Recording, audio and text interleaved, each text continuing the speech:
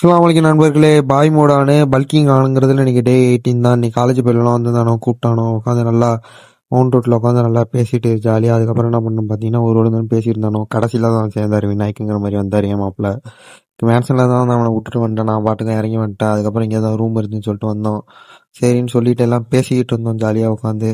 சீனா வந்து இது கம்பெனி கொடுத்துருந்தானோ, இங்கே பாருங்க நைட்டில் காஸ்டியூம் போட்டு சூப்பரா நிக்கிறாரு. இவர் தான்டா எங்க அமிதாப் மாமா. இவதான் எங்கள் அமிதாப் மாமான்னு போட்டு கலாச்சி அடிச்சு டெம்ப்ளேட்னோட கழட்டிட்டான்.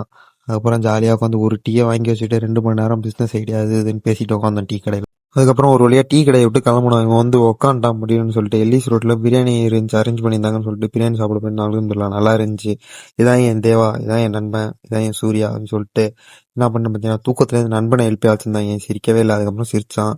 ஒரு வழியாக தொழுதுட்டு தூக்கத்தை போட்டாச்சு. எந்திரிச்சதானா சாயங்காலம் 4:30 மணிக்கு எந்திரிச்சு நம்ம குளிச்சுட்டு அதுக்கப்புறம் அப்படியே என்ன பண்ணணும்னு பார்த்தீங்கன்னா, ஷாப்பிங் பண்ணுற வேலை இருந்துச்சு இன்றைக்கும். அப்படியே கொஞ்சம் ஒரு வழியாக ஷாப்பிங் எல்லாம் முடிச்சுட்டு நாங்கள் அப்படியே ரூமுக்கு போயிட்டு இருந்தோம். சாப்பாடை வாங்கிட்டு 4 ஜிம்முக்கு போனோம்.